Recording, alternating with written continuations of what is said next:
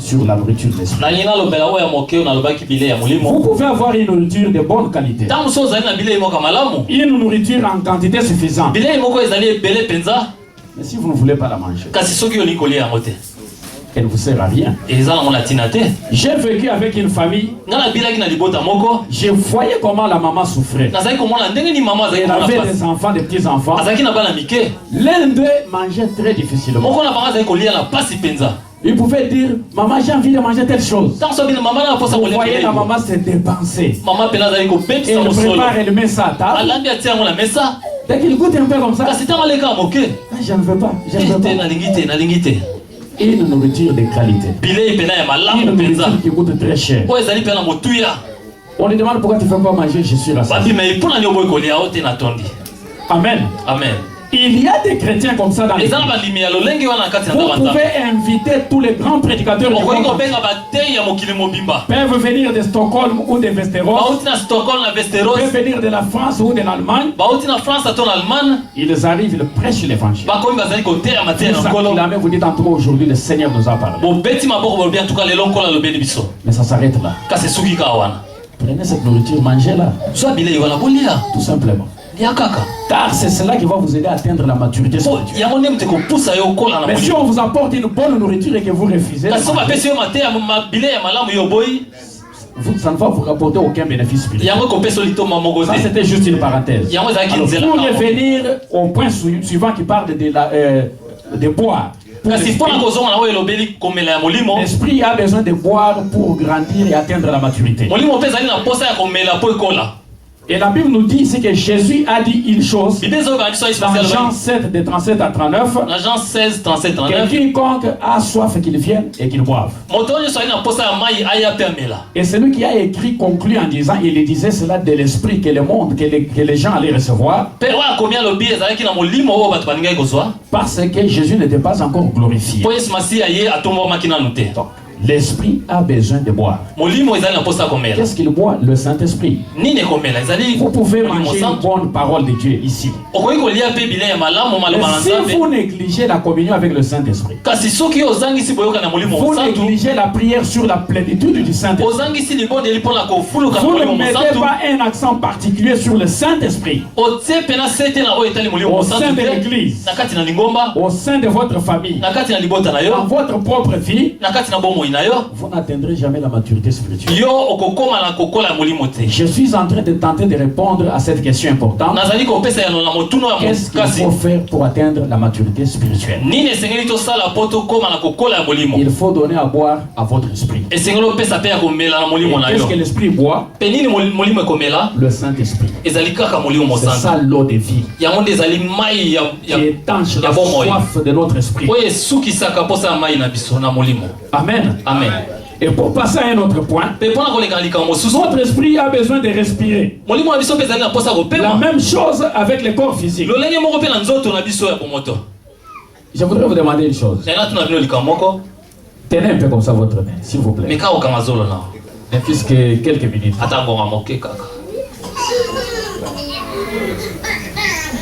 Amen. Amen. Arrêtez, je ne veux pas qu'on appelle la police ici. Vous sentez ce que ça fait?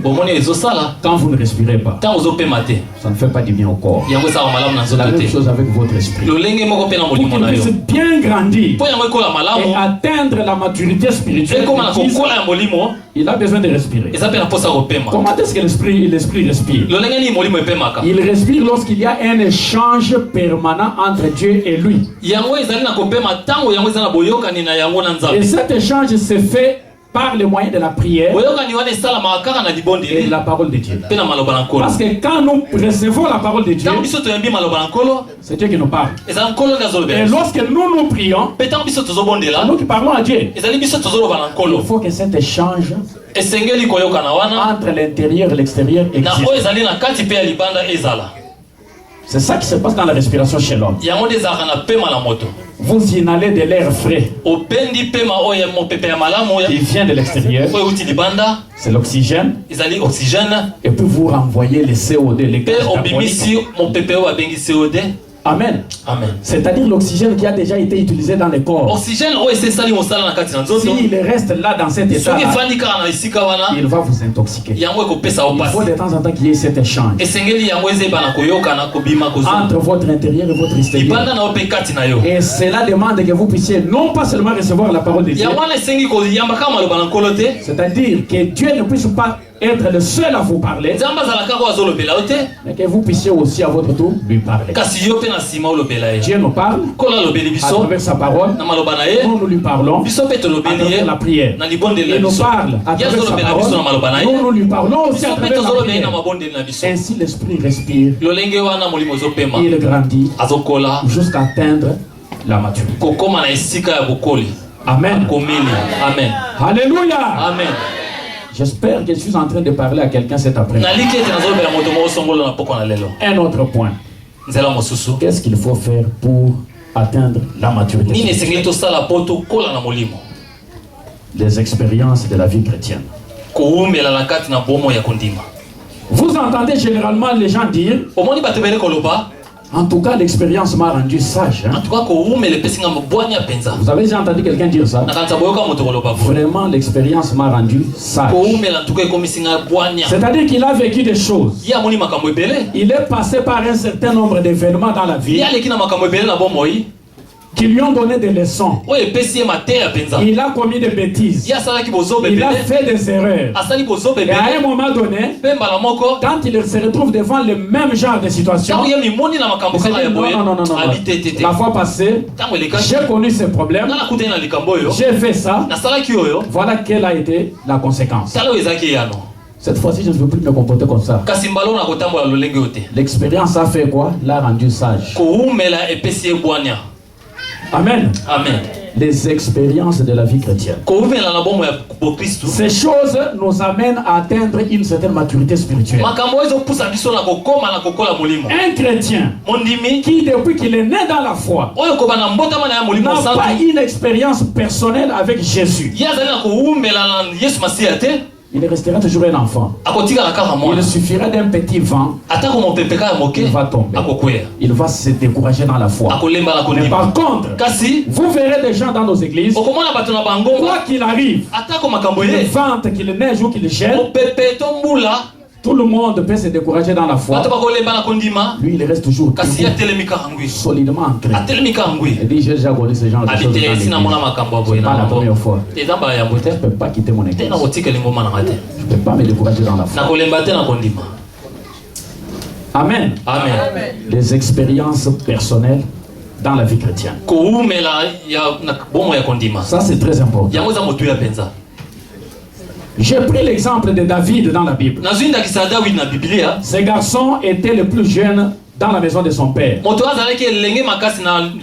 Ses frères ainsi que toute l'armée d'Israël étaient en guerre. Vous connaissez l'histoire de David et Goliath. Alors, David est allé là-bas pour apporter la nourriture à ses frères. Mais une fois arrivé, il trouve qu'il y avait un homme très géant, du nom de Goliath, qui appartenait aux Philistins, au camp des Philistins, qui était en train d'insulter l'Éternel. Il défiait tout un peuple. Et le roi Saül, et Joab, et Abner, le chef de son armée, et tous ceux qui étaient là, les vaillants guerriers d'Israël, tout le monde tremblait. David est arrivé, il a dit, qui est cet homme? Qu'est-ce que le roi va faire pour l'homme qui va le frapper, qui va le tuer? On lui a donné la réponse qu'on lui a donnée. Le roi va lui donner sa fille à mariage. Il est allé voir le roi. Il lui dit, roi, écoute, moi je suis venu pour aller me battre contre ces géants. Le roi le regarde et dit, David, fais attention à ce que tu dis. Hein. Petit, fais très attention à ce que tu dis. Cet homme que tu vois là, c'est un homme de guerre depuis sa jeunesse. Mais toi tu n'es qu'un enfant. Comment peux-tu aujourd'hui prétendre aller le combattre? Va boire de l'eau et repose. Je sais qu'il fait chaud. David a dit non. Ce n'est pas comme ça. Ce que j'ai dit là, c'est la vérité. Alors il a commencé à raconter au roi ses expériences. Parce que le roi était étonné. Il était dépassé. Comment un jeune homme de cet âge peut-il venir et prétendre aller affronter un géant que moi, un homme de guerre depuis longtemps, et tous les généraux de mon armée qui sont aussi des hommes aguerris, qui ont combattu depuis leur jeunesse, un homme qu'ils sont en train de redouter, lui il arrive, il dit qu'il va l'affronter. David a commencé à lui raconter. Lorsque j'étais en train de garder les brebis de mon père, chaque fois qu'un lion ou un ours venait pour arracher une brebis, je le poursuivais, je l'attrapais, j'arrachais la brebis et je le frappais. Le roi l'a regardé comme ça. C'est vrai ce que tu dis? Oui, c'est la vérité. Pourquoi David pouvait-il avoir un tel cœur? Comment pouvait-il tenir un tel langage là où les gens beaucoup plus âgés que lui avaient peur? Il avait connu certaines expériences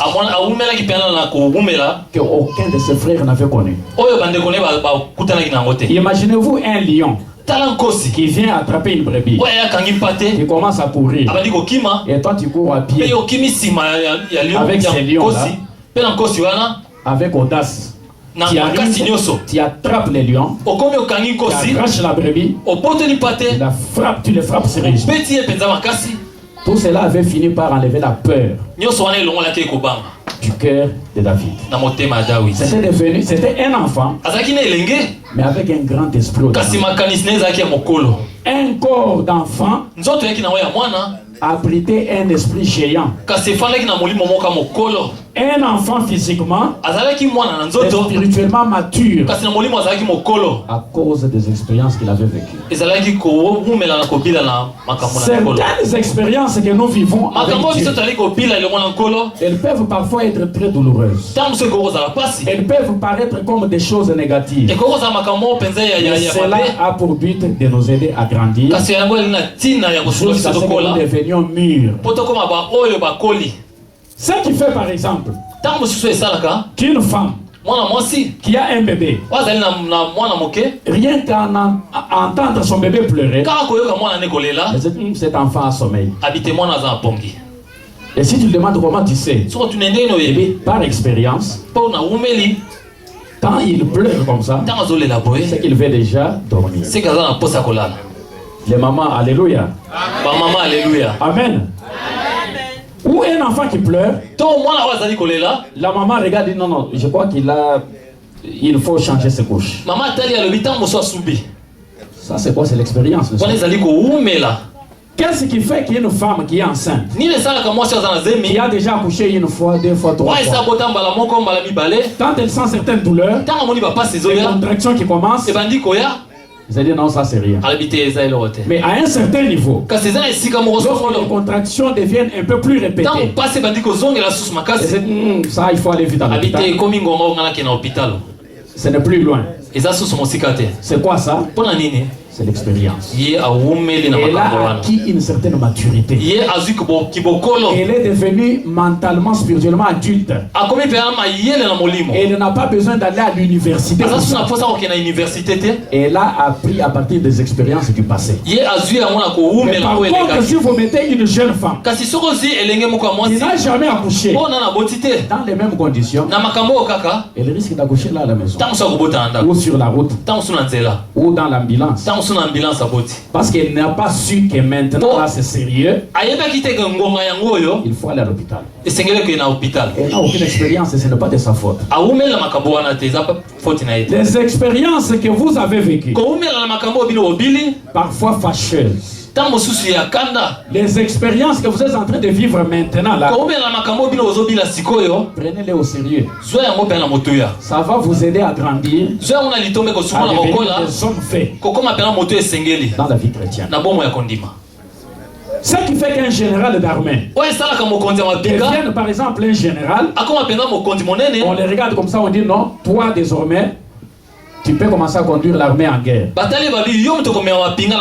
C'est le fait qu'on a vu qu'il a une expérience. C'est maintenant un homme mûr.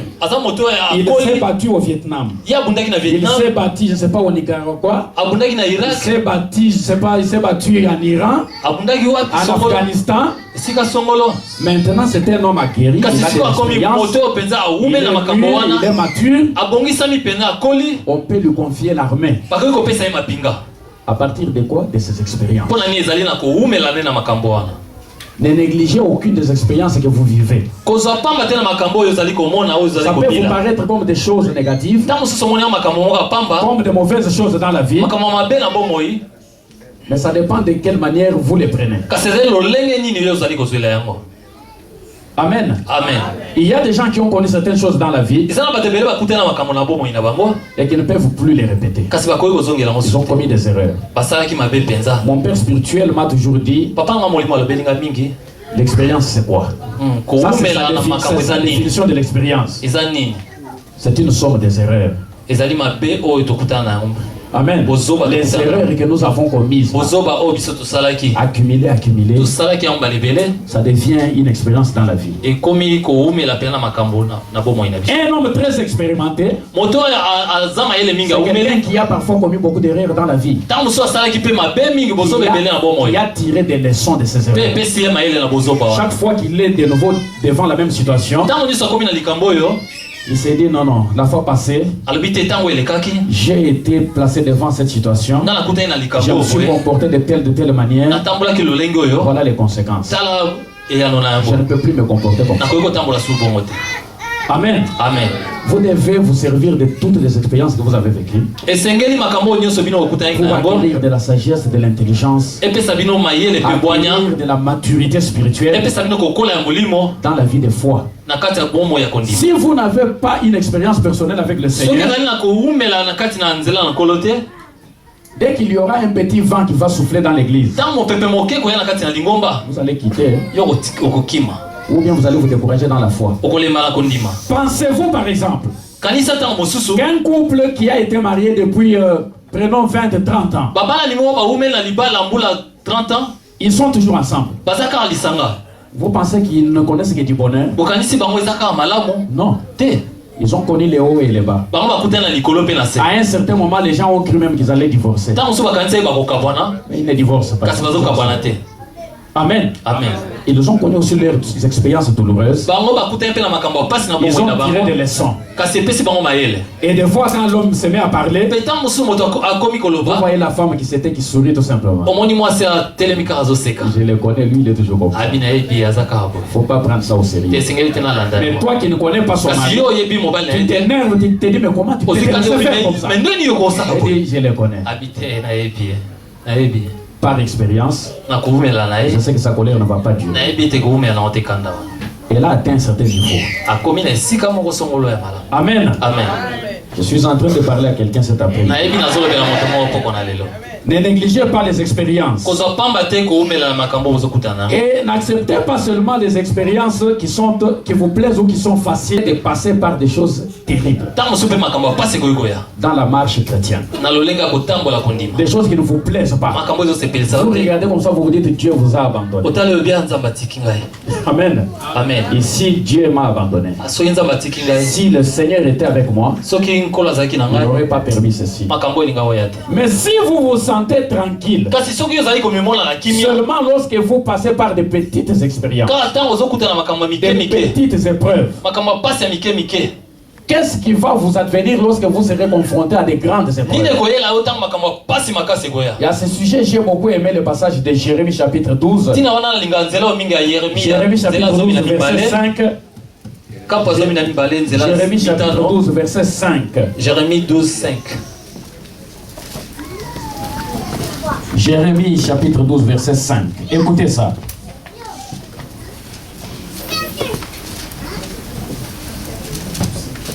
Jérémie chapitre 12, verset 5. Jérémie azomi na mibale zela mitano. Jérémie 12, Si tu peux supporter un frère, si tu ne peux pas arriver à supporter un frère,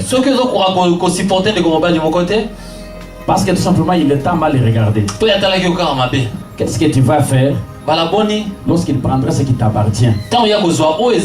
Il a emprunté par exemple ton MP3 et puis il a perdu. Qu'est-ce que tu vas faire? Tu vas le tuer. Amen. Amen. Oui, il a emprunté ta voiture et par malheur il a connu un accident. Tu vas le tuer. Si tu cours avec les gens qui courent à pied et que ces gens te fatiguent, comment pourras-tu rivaliser avec des chevaux? Puisque déjà tu ne peux pas supporter de petites choses. Tu as simplement entendu qu'elle a parlé de toi dans un salon de coiffure. Tu gardes une colère éternelle. Tu ne peux plus la sentir. Tu n'as même pas pris le temps de vérifier si c'est vrai ou faux. Tu as entendu seulement. Mais qu'est-ce que tu vas faire lorsque toi-même tu vas la surprendre comme ça? Tu entres comme ça au salon, tu trouves que la causerie là est à ton sujet. Elle est en train de parler de toi. Pourquoi tu vas le prendre? N'acceptez pas seulement de petites expériences. Vous aurez à être confronté à des épreuves parfois très douloureuses, très difficiles dans la foi. Apprenez à les supporter avec patience. Amen. Amen. Ne soyez pas de ceux qui disent aux gens, non, bien aimé, je t'aime, seulement lorsque tout va bien. Comment vas-tu te sentir en sécurité lorsque tu seras sur des rives orgueilleuses du Jourdain? Si tu ne peux te sentir en paix que dans une contrée paisible. Acceptez aussi de passer par des tribulations, à vivre avec des gens difficiles, parce que ces gens difficiles qui sont autour de nous nous aident à grandir. Amen. Amen. Ils sont là pour nous aider à grandir spirituellement. Ce qui a aidé Anne, femme d'Elkana, à grandir au point de comprendre que non, je ne peux plus continuer à être un bébé. J'ai assez pleuré comme ça. Maintenant j'irai devant l'Éternel. Je vais répandre mon âme. Moi-même je vais plaider ma cause devant Dieu. Qu'est-ce qui l'a poussé à prendre une telle décision? La présence de sa rivale Pénina travaille pour nous. Amen. Amen. C'est à cause de Pénina qu'elle a grandi et qu'elle est allée dans le temple. Et là, elle s'est adressée à l'Éternel. Et la Bible nous apprend qu'elle a été exaucée ce même jour-là. Elle est rentrée, elle n'a plus jamais été la même. Elle ne pleurnichait plus. La Bible dit qu'elle a repris même à manger. Son visage a changé. Pénina ne comprenait plus rien. Elle était devenue maintenant adulte. Elle est devenue mature. Mûre. À cause de Pénina. Amen. Amen. Priez pour des Pénines de votre vie. Ils sont là pour vous aider. Amen. Amen. Et parce que nous n'avons pas beaucoup de temps, je voudrais juste dire un dernier mot. Parmi les choses qui nous aident à grandir spirituellement, à la maturité spirituelle, il y a aussi les guerres que nous rencontrons sur le chemin du ciel. Certaines guerres que vous êtes en train de vivre maintenant ne vont pas vous tuer. Vous ne serez pas tué dans cette bataille parce que cette bataille ne vous appartient pas. Elle appartient à l'Éternel. Cette guerre a tout simplement pour objectif de vous aider à acquérir la maturité spirituelle. Et je voudrais même vous dire une chose. La guerre, c'est quelque chose de bibliquement reconnu. Quand vous lisez dans Jérémie chapitre 15 verset 20, on ne va pas lire cela, noter tout simplement. On ne va pas lire cela, noter tout simplement. Jérémie 15, verset 20. Jérémie 15, 20. La Bible nous dit ceci. Ils te feront la guerre, mais ils ne te vaincront pas. Donc c'est quelque chose de bibliquement reconnu. Ne soyez pas donc effrayés que vos ennemis sont en train de vous faire la guerre. Dieu envoie son serviteur Jérémie devant les enfants d'Israël, et il le prévient. Je t'envoie vers eux, mais sache une chose, ils vont te faire la guerre. Mais sache aussi une autre chose, ils ne vont pas te vaincre. Amen. Amen. Ne soyez pas surpris qu'on soit là en train de vous combattre. Toutes les guerres qu'on vous mène là, ça ne va pas vous tuer, ça ne va pas vous détruire, mais ça va vous aider à grandir. Et j'aimerais pour terminer que nous puissions lire un dernier verset dans Juge chapitre 3 de 1 à 4. Dans Juge 3 de 1 à 4. 1 à 4. Juge 3, 1 à 4. Juge chapitre 3 de 1 à 4.